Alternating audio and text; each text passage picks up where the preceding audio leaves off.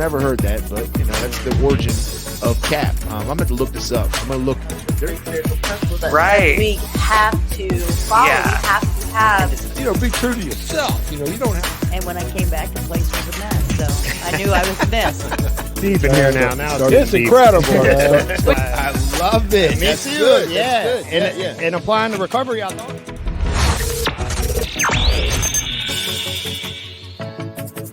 Hey everyone, Honesty Liller here, CEO of the McShin Foundation, a proud alum of the organization, and woman in recovery for over 16 years. So today I'm hopping on because we have a special guest. First, my co-host, Monique. Hey, Monique. Hey y'all, I am Monique Runji. I'm a certified peer recovery specialist, and I'm the community engagement coordinator here at the McShin Foundation. And I am also a proud alumni. I have been in sustained recovery since March 18th of 2021. Woo! So recovery rocks and our community rocks. So we have met some awesome women that are doing great things for those that are incarcerated and their families. So today we have Fran here from AFOI. What does AFOI stand for, Fran? Yeah, Assisting Families of Inmates is the name of our organization. How far? I don't know. Sure. No, keep going. Now, what are you doing? We're super chill here. Okay. So just say what you want and say what you mean, and we're good. Okay. A little background on the organization. We turned 45 last year. Wow. We were started in Second Presbyterian Church, downtown Richmond at the corner of 5th and Main in 1978 by Tom Edmonds. He had volunteered for a similar program, moved back to Richmond to serve in Florida, moved back to Richmond to serve as the dean of the law school here at the University of Richmond, rejoined Second Presbyterian Church at that time, and said we have that same need here, and that is that Virginia places its prisons, state level prisons, in rural, far-flung areas that are not served by public transportation. So we've got a group of really urban inner city families without the ability to visit in person with their incarcerated loved ones. And so he garnered the area support of Downtown Cooperative Ministries, which was composed of other churches at that time. And those congregations members would use their personal vehicles to take family members out to the facilities that we know as State Farm in Powhatan and Goochland, close to Richmond. And while they were gone, another congregation would come in, use the utility kitchen at Second Presbyterian Church, and fix a hot meal. When everybody comes back from visiting, volunteers driving their cars with family members, then the meal is a really good time for fellowship between the families that we're serving, as well as the volunteers that work with us, and now, our staff people as we've grown. Prison visiting is a largely emotional and physically exhausting day. Most of our riders are adult women and children. And, we see the mood in the dining room of the church when we're loading buses in the morning, and we see a different kind of community in the afternoon.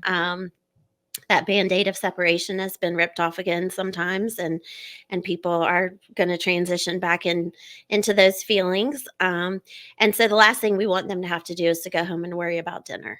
Oh, that's Wow. so precious. Because we serve here at McShin a ton of formerly incarcerated and incarcerated individuals. We have 2 jail programs, one in RSW, one in Pamunkey and Hanover. So that's our jam. We love incarcerated people, and to come in here. And when I saw Michelle at this, we're both recipients of the Christmas Mother, so congratulations. Thank you. Yes, too. she rocks. It was really cool to kind of dive into your website and really see what you guys do, because we interline so much. But yeah, you're talking about children, because I've experienced that, with someone super close to me, and like going into the prison system, visiting their loved one and coming out. It's how do you handle that too, as a mother, as a friend, or a loved one?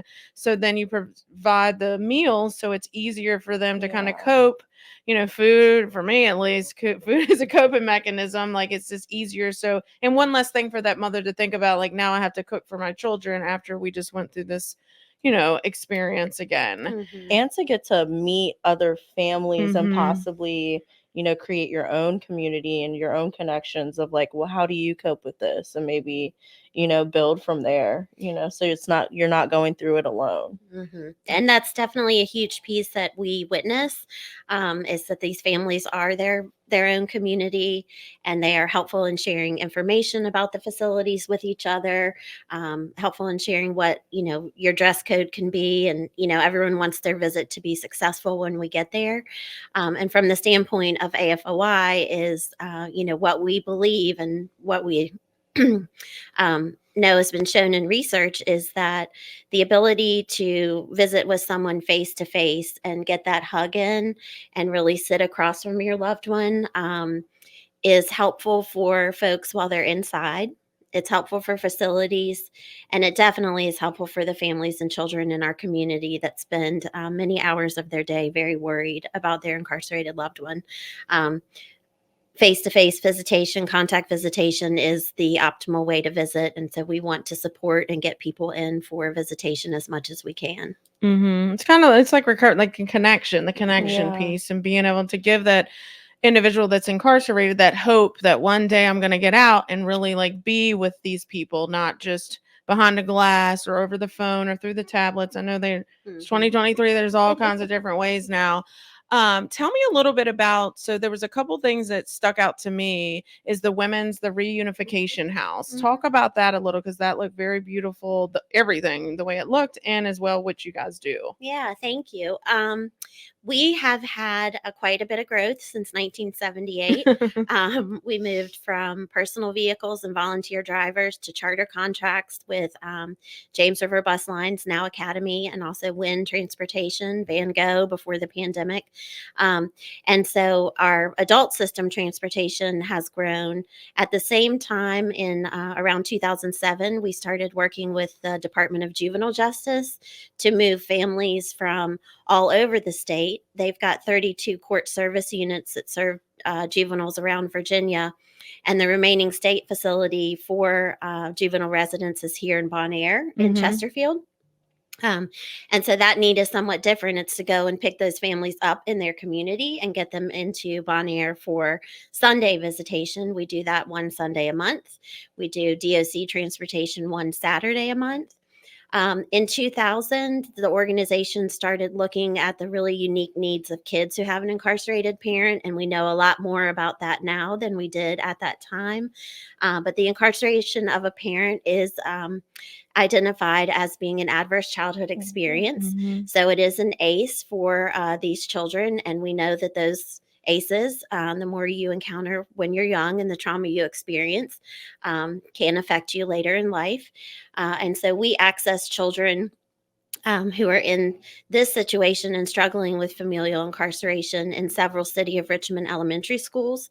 And that's through our Milk and Cookies Children's Program. It works with children kindergarten through fifth grade. And we affectionately refer to the program as MAC.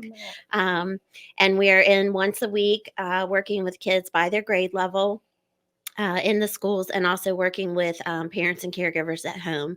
So that's a really great population for us to kind of encapsulate and make sure that they're getting holistic services, not just in their school day, but what's going on at home, what resources can the organization provide for caregivers and parents at home. And I think really the Family Reunification House came out of, all of these efforts together. It brings things together in one setting. And one of those is contact visitation.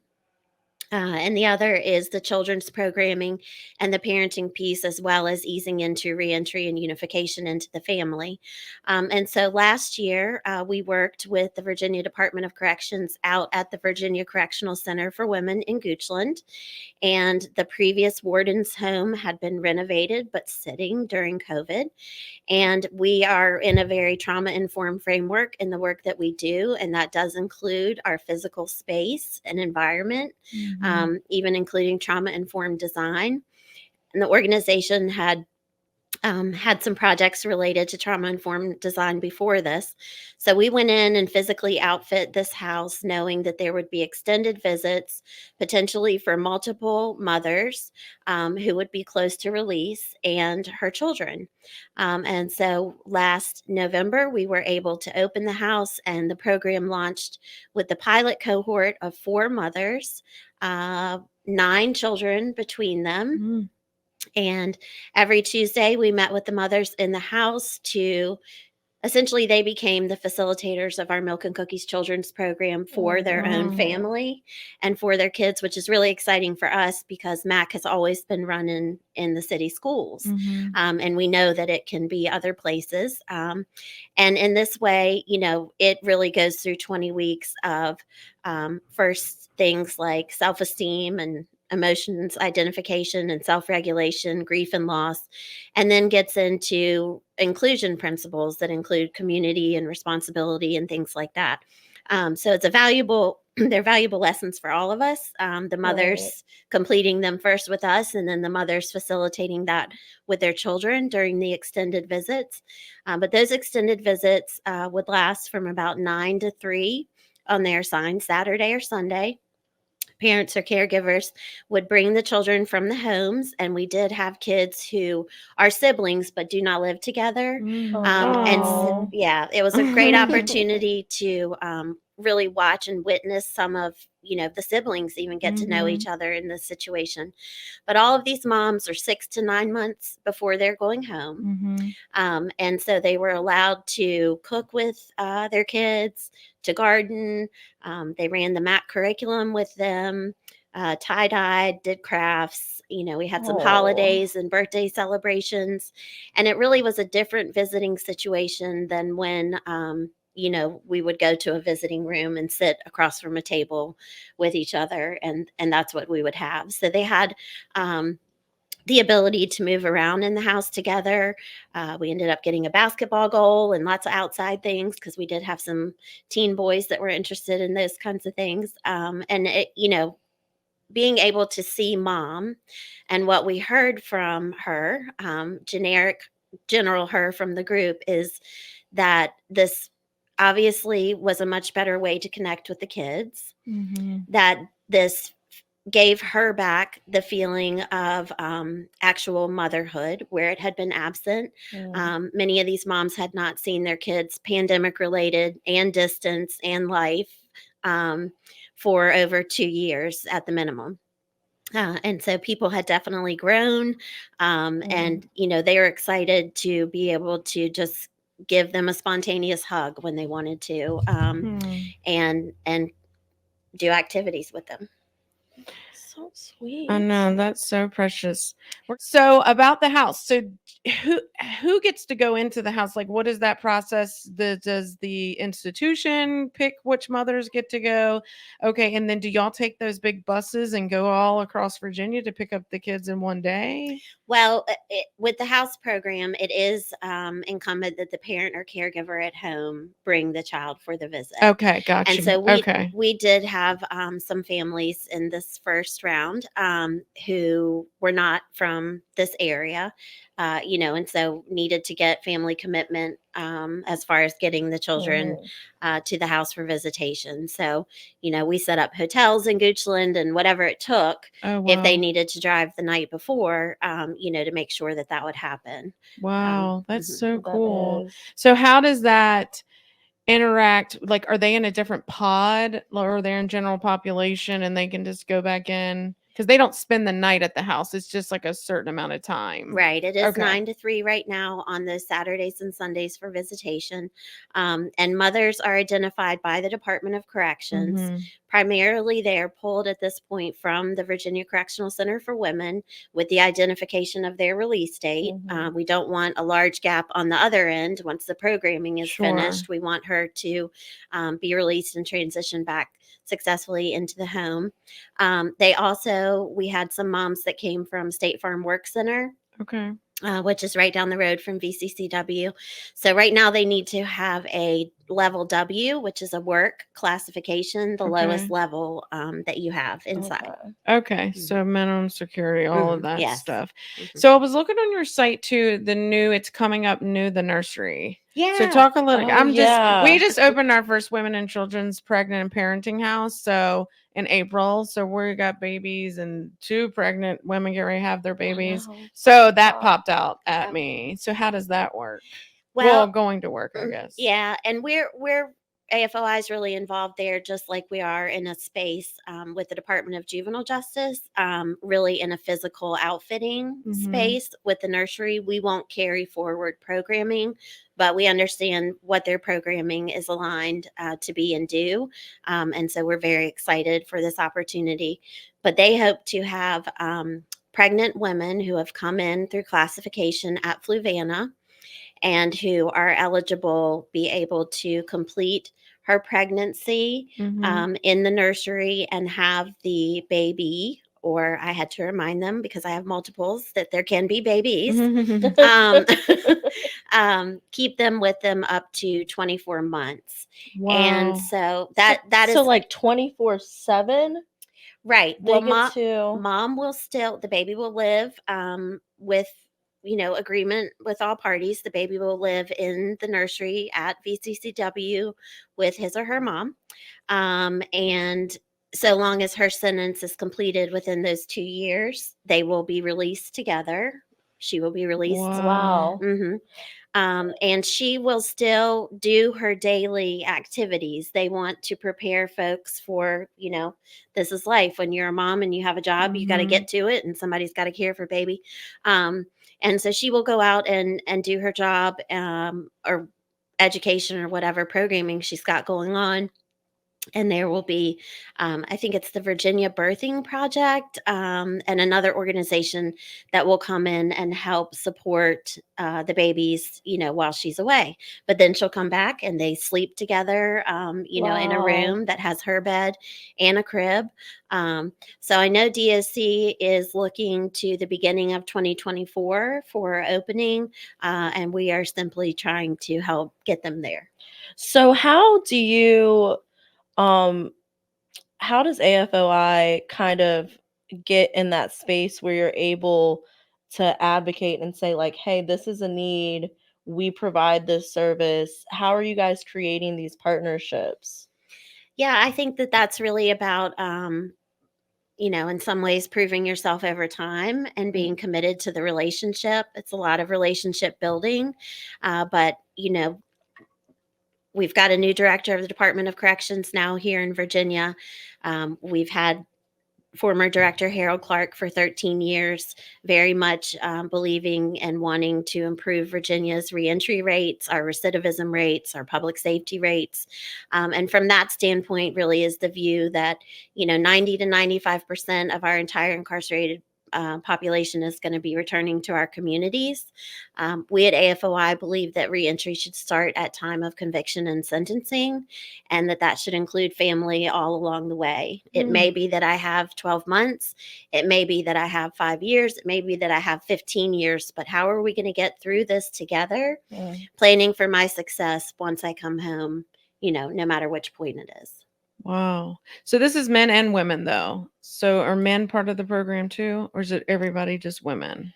Which Like the services that you Yeah. provide. Uh, Okay. We most of the prison facilities that we travel to are men's facilities. Mhm. That's just by number in the state, and a lot of women to visit men. And we do see that, as far as the buses go, not many people visit women using our service. So that is Wow, another. that's sad. Can we go? Yeah, That's so sad. Aw. that is another reason we were really excited about the house, is to Mhm. ensure, and it is true, in more of an individual basis, that women's families would get themselves there. Mhm. But using our transportation service as an example, we're primarily traveling to men's facilities and serving men's facilities. We have had conversations about a father's house, a dad's house, with the Department of Corrections, and we're hoping for some good news about that in 2024, because we would love to replicate Mhm. the same thing over and give some that opportunity Yeah. to some dads and their kids before they come home. Yeah, we want to do that too. We're Wow. not right now because we just opened this house recently, but like a single fathers, you know, that are in recovery too. Gosh, I had a question that popped right out of my head. Oh, how do you determine like how many people to pick up and what percent? Like someone, I guess you have a staff member that does the map of how to pick them up every single Saturday and Sunday. Well, on Saturday for the Department of Corrections system, those families come to the church at Fifth and Oh, Main. okay, that's right. Okay, I missed that. And that's at staggered times in the morning because your bus has to get there. If I drove myself to visit someone today, I would get a 2-hour visit.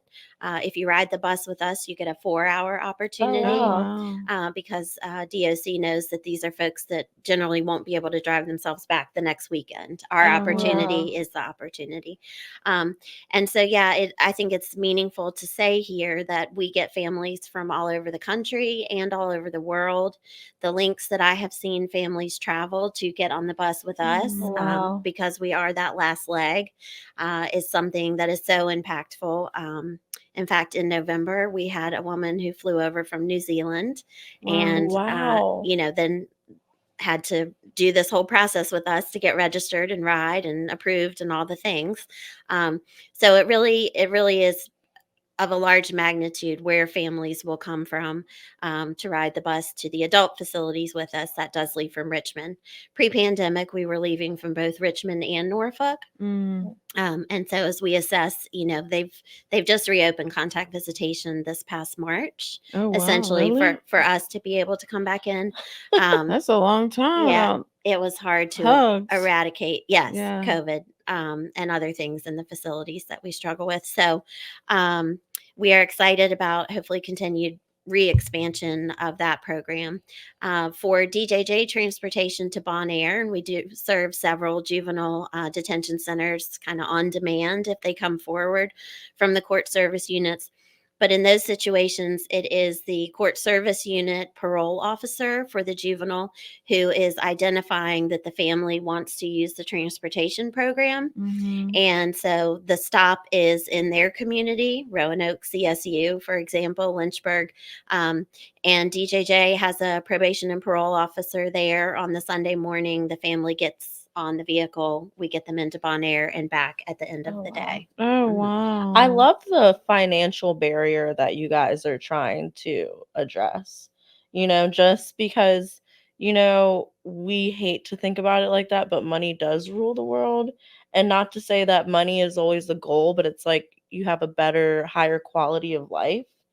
And it's so sad to think that a lot of families will keep going separated from their loved ones, as well as children going without their parents just because, oh, well, or mom has to work 2 jobs and can't take Mhm. off to get us there and spend this money. So I love that you all address that. And then also on top of that with the food, just, the fact of a parent might take off of work for a whole day. You don't know how important that day off for them is Mhm. financially, Mhm. to Mhm. feed the children or Mhm. feed themselves. So I love that you all address that. Yeah, thank you. It is currently $5 for an adult to ride our bus, and $1 for each child up to 2 children. So we cap the cost at $7. However, anytime we have a fee for service, it is not the barrier to families using that service because we completely understand. But what we found is that, folks really believe in their own investment into something. Mhm. And so obviously fees are waived and we have subsidy for families who can't afford things, but it is a minimal fee for service with the transportation program. Um, we also started video visitation with the Department of Corrections in a visitor center model in 2010. It was AFOI and another nonprofit organization in Richmond, and we established church locations in communities where families could go without the burden of travel, lodging, time off work, childcare, whatever it might take you to get physically to the facility. They were able to somewhat overcome by going to a location closer to their home. We know that video visitation, we hope, is an augment and supplement to your in-person contact visit. But when you cannot spend your day or you cannot absolutely get there, it is really important to people to sit across and see the visage and the face of their loved one. Because oftentimes we all know I can sound like I'm great over the phone. Oh, we know all about that around here. Yeah. Trust me, that face to face is crucial. Right. So we operated in a visitor center capacity with churches in Norfolk, Alexandria, Roanoke, Petersburg. Of course, we're the Richmond site. Different churches around the state from about 2010 to 2018. And then started talking to the Department of Corrections. We know that there are secure correctional systems that enable these visits to be pushed to homes. And from January of 19 to December, that calendar year, we worked with DOC and a technology partner that we vetted and selected, who is GTL or Viapath, to outfit the state system and every facility with the ability to, push these visits to home. Fully launched in all major correctional centers in Virginia in December. We were done, and none of us knowing in March of 2020 what was coming. Oh, yeah. And so had we not worked to make that happen, we would have had a lot of families that had no eye contact and the ability to see each other throughout that time. And as I shared, contact visitation is just back with the department earlier this year. So that was nearly a 3-year stretch. And we know how impactful those video visits are. So we are proud. And when we talk about the financial impacts, we started the video visitation program kind of centering and standardizing with what was already there. That was 50 cents a minute with the other nonprofit organization. And then as we signed with and started with DOC and Viapath, we were able to lower that fee to 40 cents a minute. Last August, we were able to lower it to 20 cents a minute for a 50% drop because we know that this is an additional hardship. And we are aware and do read about, the phone system and the tablets and all of the costs that most often family and friends on the outside bear. Again, if the 20 cents a minute, visits are 20 or 50 minutes, is not something that a family can afford. We have visitation subsidy fees, and we are looking consistently at how to continue driving that cost to families down while providing, a really good service.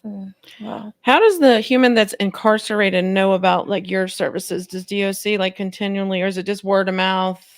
I'd say the incarcerated population is probably our largest commercial, and Same. I mean, alumni here. And sharing the information with others, which we so appreciate, because then that information gets passed to families and friends.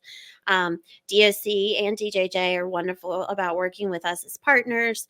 Our information should be in their intake packets when somebody comes in for classification.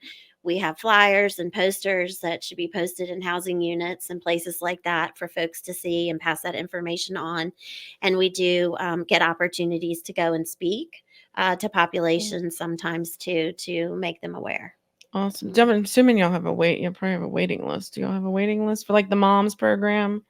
Actually, we're getting ready to start the second cohort. They were out there today, and it is the nature of the rolling release date, not wanting too much of a window after their 12 weeks in the program are completed, and the criteria that really we don't. Yeah, I think a lot of folks would want to be in it, but by the time those factors marry together, they gotta wait, or okay, got you. How do people? I noticed on your site, which I love, which we're going to talk about for our site, because we don't have a volunteer site. So how do people volunteer and sign up to help your organization and to donate? How do you do that too? Yeah, well, we have a fantastically brilliant new website by our Director of Development, Michelle Donakai. Shout out Michelle. Yeah. She may or may not be in here. Yeah. Never know. And so we hope that that is laid out, simply for folks to be able to access us and get involved if they want to. But volunteer opportunities include everything for, we are a nonprofit organization, so we are governed by a volunteer board of directors. The meal component, we have a lot of different congregational faith-based groups that have always been interested in providing the meal as a time of fellowship for their group and things. And then we have various opportunities, especially right now, this time of year. We're big on holiday assistance. So different groups that have either adopted a specific family for the holidays or are doing like a general collection for us. The same thing goes for school supplies, in early summer. So just some different drives and opportunities throughout the year for folks to get involved. And we love that they can contact us directly through the website or give the office a call. Donations, I'll say our budget is really diversified at this point. We do receive private foundation grants, corporate contributions, obviously faith-based communities, individual donors, some state support, and some state contracts. And so, we want to make that, I don't know what I'm saying here. Sorry. Accessible. Yeah. In many different ways. Yes. Yes. We are very grateful for folks that, I don't know. Sorry, y'all. Just lost that. No, it's No, fine. you guys have And a he can- donate button, I think, on the website. We have a donate now button. Yes, you Yes, do. And from he this can- amazing Yeah, he can edit Michelle. all that. Yeah. I know. And then the website is scrolling at the bottom of your screen. So if you would like to help those that are incarcerated, and everything that you're doing is absolutely amazing. Like being able to see, like, I didn't even know this was out. And Michelle had hooked up with a previous staff member, not hooked up, but knew a previous staff member. And then they no longer are here. So we saw each other at the thing. And then I like to do my, research on any guests that I do host on, and just everything on there. I was like, golly, This is a especially now lot. with the podcast going into all these jails, because we go into 764.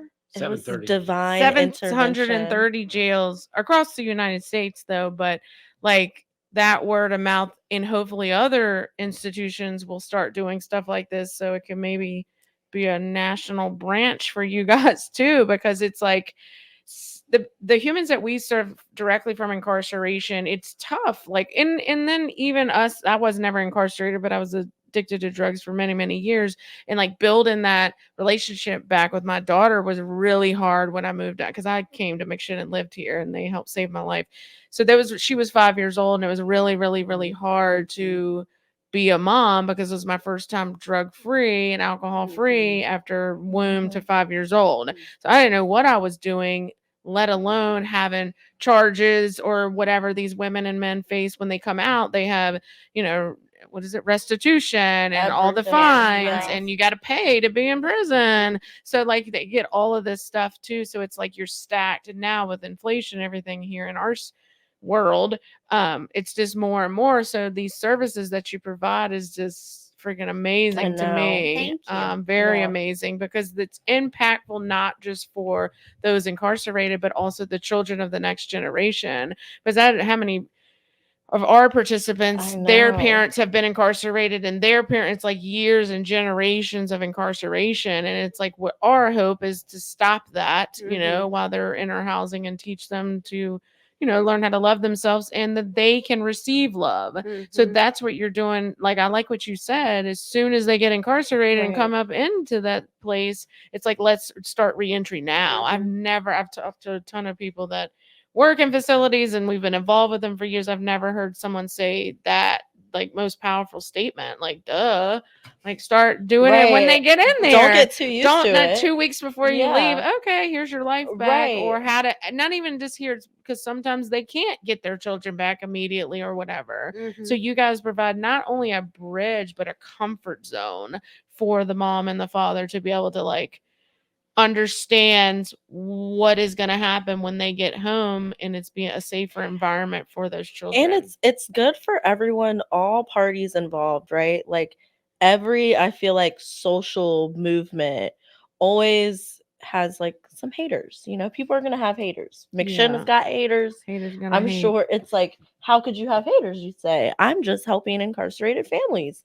Right. You know, then you have people that, you know, are real haters and they don't love the idea of people that have a criminal history being in their neighborhood or working at their job. And then it's like, but if they look at the studies and how you giving back and pouring into these individuals helps them, as you were saying, kind of buffer that shock, that initial shock when you come home. Mhm. You know, it's a better avenue, a way of getting them to be a more productive member of society and reacclimating to everything, which in turn helps even the hater, you know. Well, Mhm. absolutely. And, you know, we share often that this is a heart and a head science. And obviously, you know, where we are very compassionate individuals who really are into the heart pieces of that.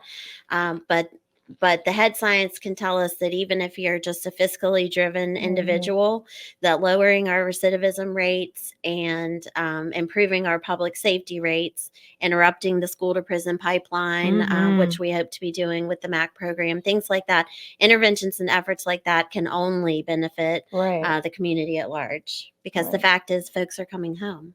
Yeah.